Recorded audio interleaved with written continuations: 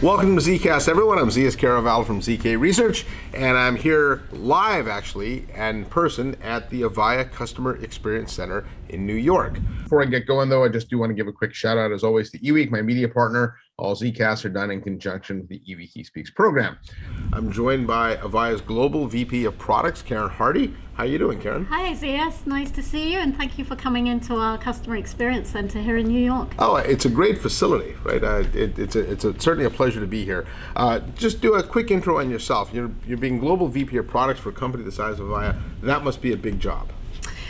Well, it is. I've been with Avaya for 10 years, and this role is really focused on ensuring that our strategy, our roadmap, and as we're bringing our One Cloud platform, it's really ensuring that we're driving the use cases and the solutions that are needed in the market today.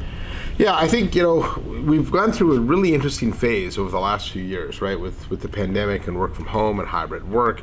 And it's changed the role of communications and collaboration technology, both for workers and contact center. And Avaya's really been at the heart of that, right? So how has this latest transition away from remote work to hybrid work changed your product strategy?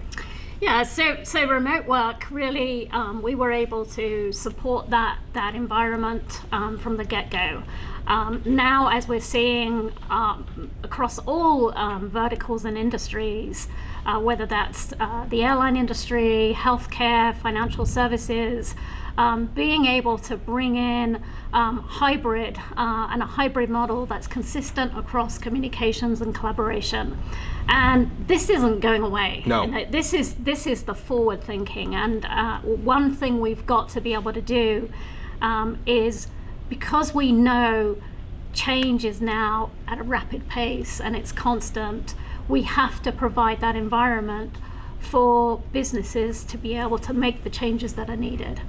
So as we've built out our roadmap, it's ensuring that we've got an open API, open platform, new ways in which communication and collaboration can be met. Yeah, and I know just one good way of showing what you can do is just in this building itself, right? So a lot of the innovation that you talked about, I think, is certainly here.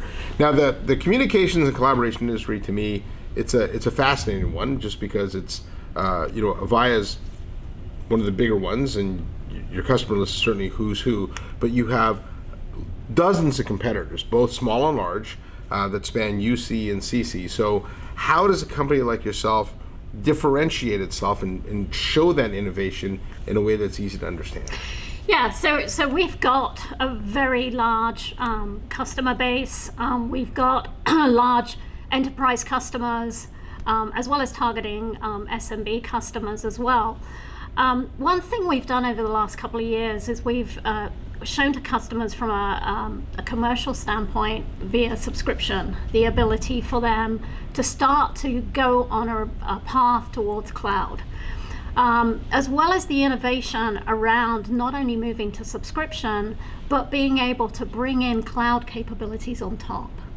So if we look at things like AI, we look at social connector via social connections, we're able to bring in those cloud capabilities on top of that customer's existing environment. So as they're transitioning to cloud, they can start to adopt some of the latest technology capabilities that they can innovate themselves across Avaya One Cloud.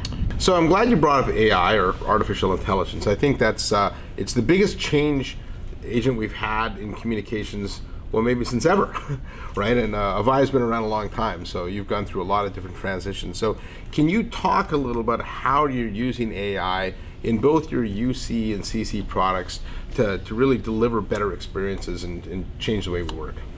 Yeah, so from the point of view of AI, we've got innovation that we're doing with AI. We've also got partnerships such as Google that we bring in and bring in AI. But from a perspective of artificial intelligence, we can bring in an immersive experience with agents, and this can be leveraging AI to provide them with pointers at any given time during that interaction with the customer. We can bring in AI for noise cancelling and background. So that can also go as part and parcel of the AI communication that we're bringing forward. So I think then a good way to think about that maybe is there's certain features you're bringing in that will benefit me as a user, right? Like noise block and things like that, so I can now collaborate in places I couldn't before. But then on the agent side, you're also using it to make the agent smarter. So if I call into an Avaya contact center, which I wouldn't even know it's there, but in those cases, I should expect to get faster responses from the agent because you're making agents, I suppose, maybe super agents is a good way to think about them. Absolutely, and I think that's one of the things that we can look at in terms of technology is how you can start using it and better using it. And what I mean by that is, if we look at chatbots, you can bring that into an environment and start to use it, but it could be a bad experience. Yeah. And I think one of the things that we have to look at is some of the processes and the processes behind the technology you're bringing in. And you also have to have an environment and a way in which you can make those changes very easily. Yeah, I think that's one of the interesting things to bring up about AI is people's expectations, right? Everybody expects AI to be perfect coming out of the box, and sometimes it isn't, right? There's a reason they call it machine learning, because it has to learn. And so I think, from the perspective of a customer, if you're using AI in your contact center, perhaps test it out first. Maybe it isn't perfect right away, but over time it does get better. And I think there is some element of expectations that maybe customers aren't quite ready for. But I do agree with you. I think chatbots is something we've talked about in the industry for forever, right? I mean, you guys have had chatbots forever, yeah. But without AI, it can actually maybe hurt customer experience, correct? That's right. Yeah.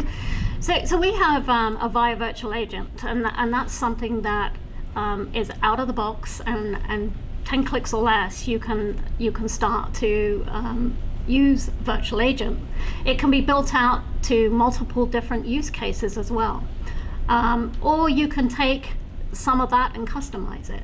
So I think this whole notion of the low code, no code, you're giving the business now an opportunity to really start to dynamically change how they want their business to operate. Yeah. Now, I know as a way of helping build more custom solutions faster too. Last year, you guys rolled out your Experience Builder program, right? And that helped bring in a lot of technology partners and end users and things into the fold to almost co-develop solutions. So can you talk about how your partnership strategy has changed there? I know you expanded what you're doing with Microsoft. You'd mentioned Google before. So how's that program changing, and what kind of benefits is that going to bring? Yeah, so Experience Builders has had a tremendous ramp, and it's certainly enabled our partners to start to see how they can bring in value and bring in the outcomes that customers are looking for. As well, we recently announced the partnership with Microsoft that's expanding what we're doing with Azure, with OneCloud. And as we look at our customers, they're looking at ways in which they can use Azure both from a public perspective as well as private. We're enabling with Microsoft a way in which we can bring in our private cloud onto the Azure hyperscaler. And the same type of standardization allows us to speed up in which we can make that environment available and then allow experience builders to surround it. So the customization that can happen can follow that speed in which we're bringing up the environment. The partnership with Microsoft is also giving us a new reach, a new market reach, because Microsoft is also able to sell ZKast, Avaya ZKast, and enable us to go out and expand to new opportunities as well. In addition, we announced our partnership with Alcatel-Lucent Enterprise, and that's enabling another two-way opportunity. It's enabling Avaya to bring in some of their latest networking which is really important as we look at the end-to-end solution for our customers, and for Alcatel-Lucent Enterprise to also resell Avaya ZKast. So these partnerships are bringing new markets, new opportunities, and new ways in which we're selling the value to our customers. Yeah, no, it's fascinating about both those partnerships, Microsoft and ALE, is historically you would look at them as competitors, right? And I think more and more in the business world, your ability to partner with competitors and be able to, get in that co-opetition model, it really becomes an important part of success, correct? It is, but it's also driven by our customers, what our customers are looking for. So for the ALE partnership, it's about our customers looking for us to be able to provide the networking functionality. For Microsoft, our customers are looking to leverage hyperscalers. They get many benefits in the credits that they already have with Azure to be able to use those credits as part of the solution. So I think it's less about the competition at this point, and it's more about what our customers are demanding. So doing what's right for the customer. Correct. Yeah, obviously, a lot of vendors always forget about that, so it's good you have it. Now, you mentioned OneCloud, and one of the things I like about OneCloud is that when people think of cloud, for whatever reason, well, I know the reason, the media has driven it this way, we tend to think cloud as SaaS, right? Public cloud equals cloud. But in fact, there are multiple cloud deployment models, and one of the things I like about OneCloud is that it can actually be deployed as a private cloud, public cloud, some combination of the two. So can you talk about different customer examples, maybe in different segments, and how they would leverage the different deployment models of OneCloud? Yeah, so I think I'd say typically from a public cloud perspective, a multi-tenant perspective, it's traditionally been an SMB type of customer. In terms of private cloud, it's an enterprise customer. But what we're seeing is really the convergence of public and private cloud capabilities. So a customer may leverage private cloud for some and public cloud for other applications. And we see that over the next 2 to 3 years, the whole multi-tenant, multi-instance really converges together. And there's tremendous benefits in doing that. In terms of private cloud, we have very large customers who are able to, across healthcare, airlines, are able to leverage private cloud, but also bring in public cloud functionality as well. And examples of that is AI, is social connections that we are able to deliver to them. Yeah, in fact, my research shows that in the general application space anyways, and in computing, 95% of customers expect to be running a hybrid cloud model over time, and so I don't know why communications would be any different, but I think it's going to play out that way as well. Oh, it is. And we're seeing it already. So yes, absolutely. All right, Karen. Well, last question. You are head of product, and so for the people watching this, can you give us a sense of what's coming from Avaya without getting into any safe harbor violations, right? I don't want to get you in trouble. So, but what can we expect from Avaya over the next couple of years? Of course. Well, if you think about Avaya's got a diverse customer base. We have a lot of legacy customers, legacy product, and platforms that they're continuing to use and innovate. And we want to be able to provide a path for every customer, a path to cloud for every customer, and that's really important for us. So as we see the desktop environment, we want consistency across that. As we look at analytics, we want a better way in which we're bringing in analytics data for our customers. As we're looking at routing, we want to be able to provide the most innovative routing as well. So the immersion of how we can bring in AI, how we can bring analytics, and how we can bring innovation to the desktop is what you're going to start to see and continue to see us doing over the next well, the years. path to cloud, especially in your customer base, isn't simple. And I think sometimes in this world of cloud, we get a little mixed up thinking that the needs of a global enterprise are the same as a small company. I know some of the larger enterprises I've talked to have looked at going all public cloud, but then have realized from a data protection, data sovereignty, things like that, it didn't really do what they had to do before. And Avaya's got some of the biggest customers out there, right? I think you get top 10 banks.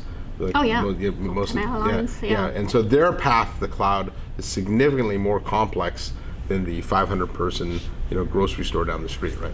So, and their expectation is to have cloud-like functionality, but have the benefits of private, and that convergence of bringing public cloud functionality to private is the focus that we have. Well, thanks, Karen. So, and somebody else say, keep on doing that good work. I know you guys have really the who's who of your customer base, and moving those customers to cloud isn't always the easiest thing to do, but I think that's where a lot of the innovation is going to be in the next few years. So thanks for joining me today. Thanks, AS, and thanks for coming by today. Yeah, so thanks for joining me on this ZKast today. Don't forget to click subscribe, and I'll see you next time on ZKast.